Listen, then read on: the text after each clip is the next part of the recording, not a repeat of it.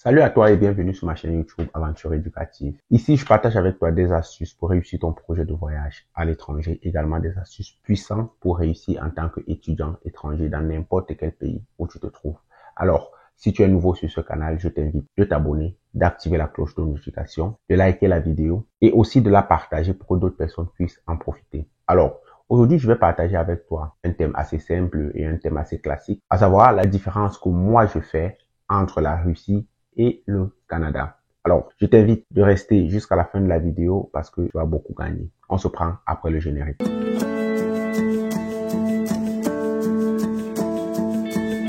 Salut à toi, je suis Delon Bonguet, étudiant international au Canada. Auparavant, étudiant international en Russie. Alors, comme je l'ai dit, aujourd'hui, je vais partager avec toi une thématique assez classique et assez simple, à savoir la différence que je fais entre la Russie et le Canada. Alors, le premier point que je vais prendre pour faire la comparaison, c'est le climat. Pourquoi je vais parler du climat?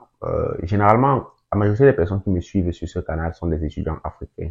Et on sait tous le type de climat qui règne en Afrique. Alors, la Russie et le Canada se placent au sommet de la chaîne comme les deux pays les plus froids au monde. Voilà pourquoi j'ai décidé de prendre comme premier point le climat. C'est vrai que les deux pays ont un climat assez similaire, mais je tiens à préciser que le climat de la Russie est plus rude que celui du Canada. Alors, pour les étudiants étrangers qui se trouvent en Russie présentement, et notamment dans la partie nord de la Russie, savent de quoi je veux parler. Moi, j'ai été étudiant dans la région de l'Oural, près de la Sibérie, et je tiens à préciser que là-bas, nous atteignons par moment les moins 50 degrés. Et aujourd'hui, je suis étudiant au Canada, dans la ville de Québec. Le climat ici est un peu plus favorable que ce que j'ai connu en Russie. Alors, sur ce point, je tiens à préciser que pour les étudiants étrangers, le climat le plus propice pour vous, le climat qui ne sera pas assez difficile pour vous, sera le climat du Canada. Mais je tiens aussi à préciser, ça dépend de la ville dans laquelle vous vous situez, parce qu'au Canada également, on a des villes qui peuvent atteindre jusqu'à moins 40, souvent moins 45 degrés. Donc, lorsque vous commencez votre projet d'études, pour choisir la zone, essayez de vérifier les différents types de climats selon les saisons pour ne pas, on va dire comment, pour que cela ne vous surprenne pas demain. Alors, le deuxième point que je vais partager avec vous, c'est les frais de scolarité. Oui, c'est un point qu'il faut beaucoup s'attarder là-dessus parce que, comme je l'ai dit, je partage des astuces pour les étudiants. Ça ne sert à rien pour un étudiant d'arriver dans un pays et ne plus fréquenter et entrer dans une situation illicite. C'est la pire des choses et je ne la souhaite à personne.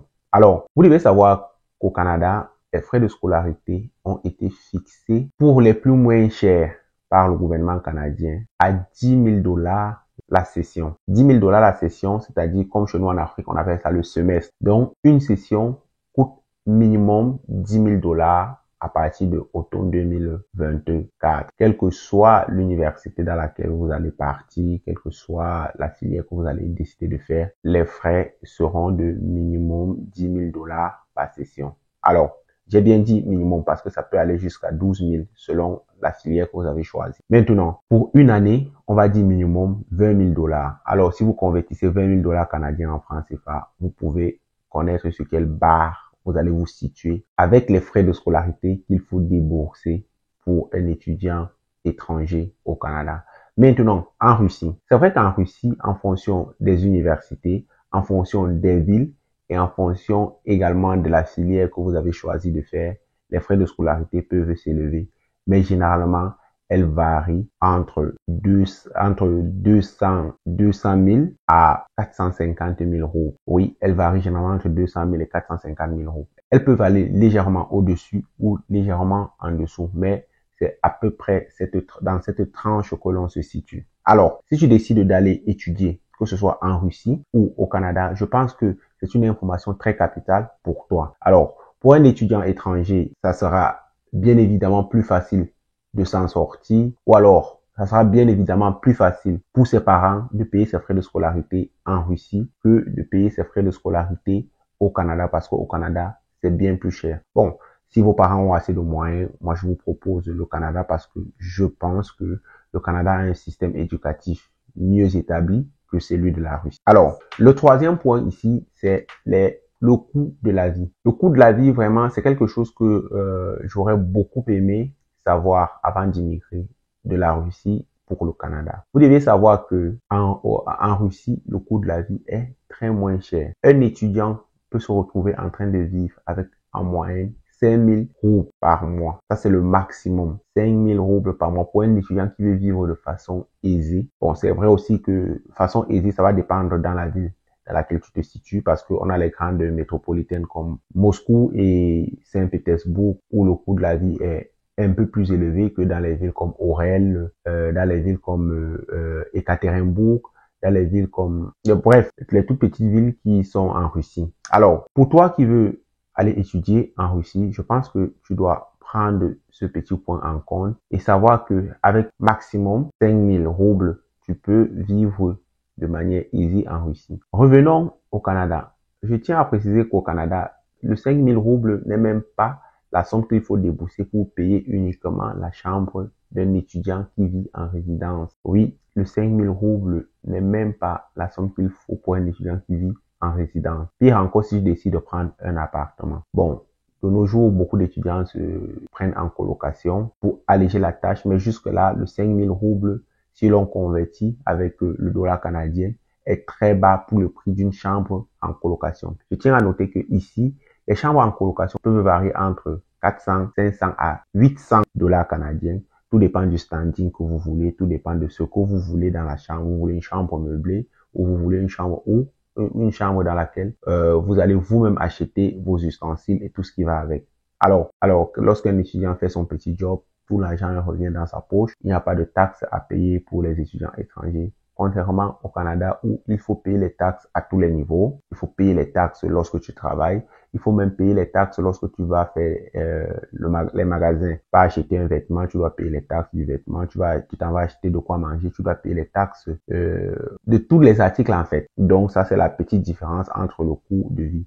Alors, ce que je sors ici comme conclusion, c'est que le coût de la vie au Canada est 3 à 4 fois plus élevé que le coût de la vie en Russie. Alors, le quatrième point, et pour terminer cette première partie, sera effectivement les jobs étudiants, parce que je sais que beaucoup attendent ça. Oui, je tiens à noter que dans les deux pays, les jobs étudiants, il y en a.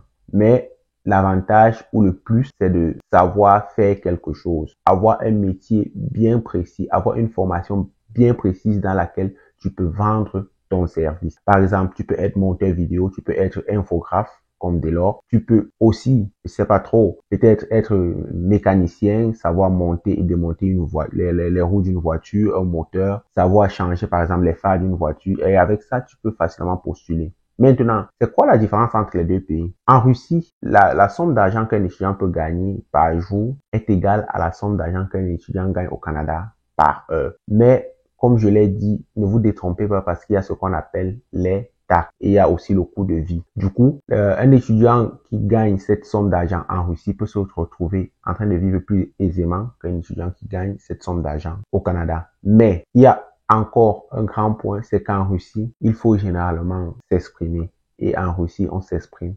majoritairement en russe. C'est vrai qu'au Canada, on s'exprime aussi en français québécois, pour ceux qui sont dans la province du Québec, mais il est beaucoup plus proche du français qu'on connaît tous parce que il y a juste quelques déclinaisons. Et ça sera beaucoup plus facile pour un étudiant qui a pour langue maternelle le français de venir au Canada et de s'en sortir avec la langue que d'aller en Russie et de s'en sortir avec la langue. Alors, c'était tout pour cette première partie, à savoir la différence que moi je fais entre la Russie et le Canada. J'espère qu'elle vous a plu et j'espère que vous allez partager la vidéo pour que d'autres personnes en profitent. On se prend à très bientôt pour une prochaine vidéo. Si vous avez des questions, vous pouvez les poser sur mes numéros qui s'affichent sur l'écran ou également me laisser un mail que je répondrai très favorablement. À plus.